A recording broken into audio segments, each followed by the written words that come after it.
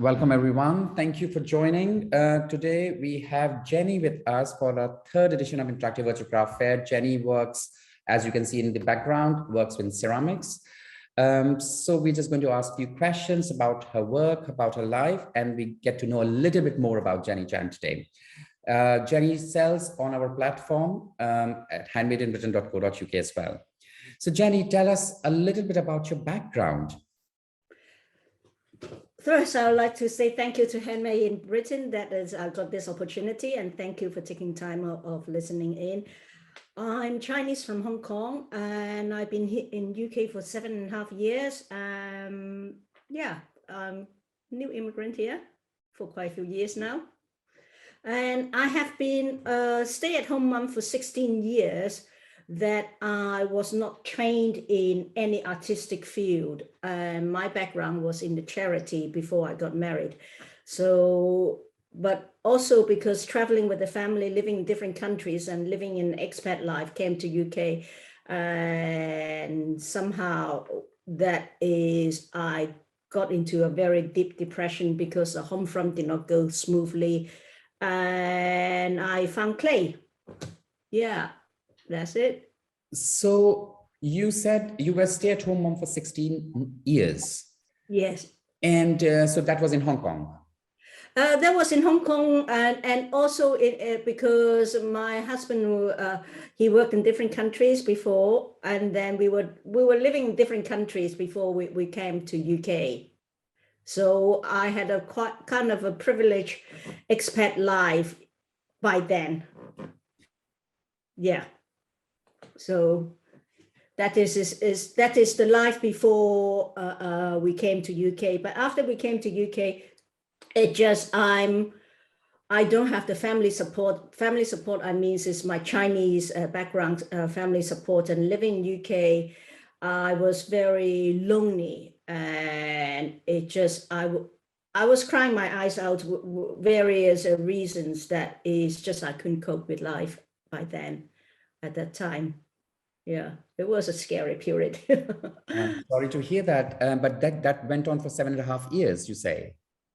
No, because the first time I actually touched clay, it was accidentally I found it. I wasn't really into it. But in 2017, that is because my depression was so bad that I need to occupy myself in a way that is clay came to me, that I picked it up again because I'm self-taught, and because clay is a very cheap material, I can make things and recycle it, and I don't really need a lot of space. I don't need expensive equipment and all that. So it was a necessity that by then I was putting my focus and making things with clay. That's how it started. First time I touched clay in 2014, and really making, I would say 2017. Yeah, that was the year I was starting to make many pieces, experimenting it. Yeah. So why clay? Clay, as I said, clay is cheap. You can recycle, you don't need space. I used to do it with a shower curtain to protect the carpet, and just a corner in the room that will do. And I don't know, I always kind of like tactile things, something messy. And it just, I think I did not choose clay. Clay chose me. I would say that, but it just, I think it's just really is a cheap material. Because especially when I don't have the facility, I don't have a queue, and I couldn't fire it. So I make things, I experiment things, I recycle it until I find a place, a commercial studio 20 miles away from me, and I find out how expensive to have a firing service. Then I suggest to the owner, and that place is called the Ceramic Studio in Elderminster. And then I do the cleaning for you. And the lady say, no, I have a cleaner. And very luckily, a few weeks later, Layla, the owner, called me, and she said that the place is for you. You do the cleaning. I'll find the work free of charge for you. That has been going on for a whole year. And she finds my work, and I kept making. That it was a very brilliant, barter system. Okay, that's great. So you talk about the depression, and so how the clay process helps you now with that? How did it help you come out of depression, and how does it help you in focusing? I think with depression or what, during the time I was crying my eyes out, because you're so center focused in the way that you feel that what have I done, and then you kind of victimize yourself and all these negative thoughts in you. That is, I think I went on YouTube, I went on to TED Talks and all that, and trying to find a lot of self-improvement talks and tapes and all that. But the thing is, I can watch so many hours of this chicken soup improvement courses and things like that. But at the end of the night, I still couldn't sleep, And then I realized that I have too much time in my hands. Is idling. And if I have to fill up my time, I have to keep myself occupied. And keeping myself occupied, and the best thing is doing things with your hands. So, I can do cooking, but then if no one eats my food, then won't be any good. So by making with, playing with clay, I can produce something, and it's cheap, you can recycle. And the process of making clay takes up time, and learning the skills, because I'm self-taught, I have to research and do all those things on YouTube, and it takes up time.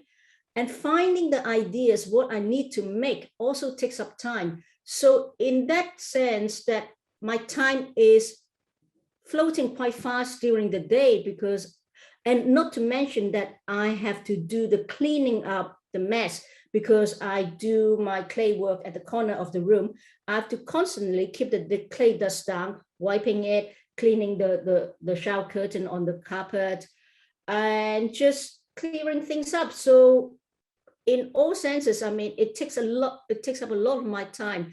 So I think in that making process, it was very good for me. I don't have a lot of free idling time. So I think that helps greatly, that keeping my hands busy. By keeping my hands busy, I focus, and my mind goes blank because I was so focused in what I was doing. Indeed, working with hand is, I think, something it is very, very important nowadays, especially because all of us are, meeting virtually in front of the computer. So the brain gets so tired. I can understand that. So working with hand, whether it's cooking or printing or making ceramics, exactly. Let's talk a little bit about your work, because what I see at the background is very female centering. So I'm aware of your work, obviously, because of Handmade in Britain. So tell us a little bit about your work, and where does the inspiration come from? My inspiration came basically from two sources. One is this life experience. One is social issues or politics. As I mentioned, that I'm from Hong Kong. So the last 2 years in Hong Kong, it has been quite a lot of trouble there. So this piece, as you can see here, it's a young girl put a hoodie on, and then she goes on the street and to fight for democracy. And people might aware the umbrella movement. If you're pro-democracy, you're yellow, hence the yellow umbrella, the yellow ribbon. So this girl is dreaming for better days to come. So on the body then is a bit, two phrases from a Chinese poem, is a very optimistic one, and dreaming for better days. But here there is still a little bit of murky red line there. It's just saying that, oh, Big Brother is watching you, just because I'm too upset with the situation in Hong Kong, because I do have families and all that in Hong Kong. And I follow up a lot on the politics. Then I just thought I'll do a little bit something. Same as that Mongolian lady there, because the Mongolian language is being banned to be taught in school. So I just think taking away the language then is basically cultural genocide. That is because I'm Cantonese speaking, I'm not Mandarin speaking. So if you take away my languages and my identity, my stories, the poems and everything. So the body that is written in Mongolian script is a poem called I Am Mongolian. So yeah, just my little bit of to vent my anger. Can we see that a little bit in front of so that people can see the detailing of the piece? The Mongolia one. So I particularly made it her kind of faded. The face is not perfect because I just want to, because Mongolians and Tibetans, I made another one Tibetan, is basically they live in a very harsh weather environment, plus in a very harsh regime. So it's kind of very patchy and it's kind of very faded, imperfect, the face in a way that is, it goes well with my theme. That's what I think. So any questions about that? Yes, I do have questions about that. They are beautiful pieces. And so how much time do you take roughly to make one piece? And how much do they cost? The cost is something like this is 345 pounds, and then up to that is 500 something. And it takes, because working with clay, I think you cannot do things in one go because they are not really cast. That is, I do have a very simple face mold, just the shape of the face, but then because it came out from my hands, so they do look very similar. And it takes stages to do. I build the body first, and then I build the face, and then connect the neck with a big chopsticks, and then go through it, and then wait till that is all stiffened up a little bit with the neck, and then next day I go back and put features on and the accessories and all that. I think the making, you were talking about 3 days. Because you can't do the whole process in one go. And then of course it's just the firing and writing and the glazing or and sanding and all that. So yeah, quite a few days to finish one. Yeah. So I previously we did touch upon the depression, and you talked about the loneliness when you were there in UK.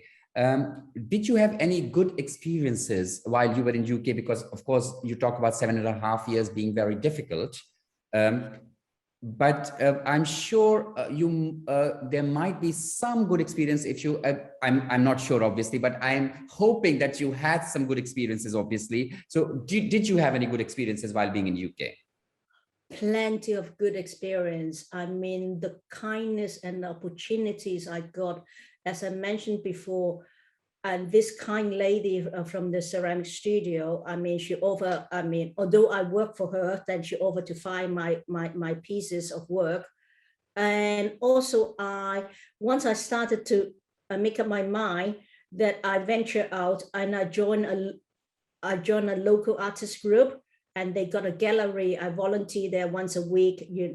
And the people I meet and I show them my work, opportunities come up that I can show my work, and people give me validation. And suddenly I find that I do have a voice, and it's just a lot of people helped me along the way, and my confidence grew a bit. And not as an artist, but as a person, because I've been a stay-at-home mom for 16 years. As a person, I suddenly, I grew bigger. I find value in myself, and I'm not worthless. I'm not useless. And people wrote me very good references when I applied for the Craft Council hothouse program, and very luckily I got in. And it's just so many nice people helped me along the way. I'm so grateful. As an immigrant, and also as I did not go through the traditional path, study art. I have no art education, nothing of that. And because I worked hard, my work proved to be quite well accepted. And I got, not only got into art house, hothouse program, I entered the Lamberton Spa, open in 2019, and I got a judge's commendation. I also got into the Yorkshire Art Space, a 2-year residency.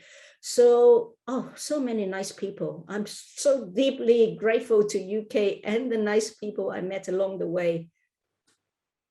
Indeed, Yeah. I mean, but also it's your work as well. So how, whenever I've spoken to all the artists and during this COVID has been really difficult. This pandemic situation has been so difficult for so many of us, especially for the creative sector. So did it affect you in some way, or did it affect you something in positive way, maybe a new body of work or something like that? It was very difficult because it's feeling very lonely and all that, because I was doing residency in Sheffield. But along the way, I also find a bit of humor and then develop a whole new series of work. Those are pandemic pieces. I can show you one here. That is, I call chicken pose. And I was trying to do yoga at home, and I came across, yoga has got all these interesting names, and then one pose is called chicken pose. So in Chinese, chicken means prostitute. So I made one like this. It literally looks like chicken, you know, plus a very alluring big bottom. So I call this chicken pose. So I just love it, this. I made a few pieces, and then one piece got sold, and that is the second piece I have. And at the same time, also I made these. I call it is the support bubble, you know, because Boris Johnson say that one time came up with the support bubble. Then this piece of work is just how we support a group of friends or family that we have a shared experience, our body, you know, share our joy or regrets. Some doors are open, some doors are shut, and how we juggle life and things, I mean, daily things on our head.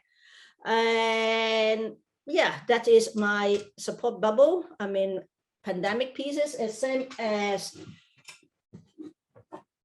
these two here, they are also my pandemic pieces. It just, and we all need a little steam vent to get our steam out, and while we're so struggling with life. That is my pandemic pieces. Those are my, I'm quite happy with them. What do you think about that? Yes, I think they are wonderful. And also I see another piece at the back. Can you please explain a little bit about that as well? This one is again another piece of support bubble. I mean, as this, as again, I mean, they lean towards each other. Is how we, it's the same concept, how we what is the English, compartmentalize that our emotion, you know, that is, and we yeah, still juggling life and all that, but we have a very pleasant face. I think this is very how we need to keep up our face, particularly on social media. That is, doesn't matter how hard it is, and life keep going.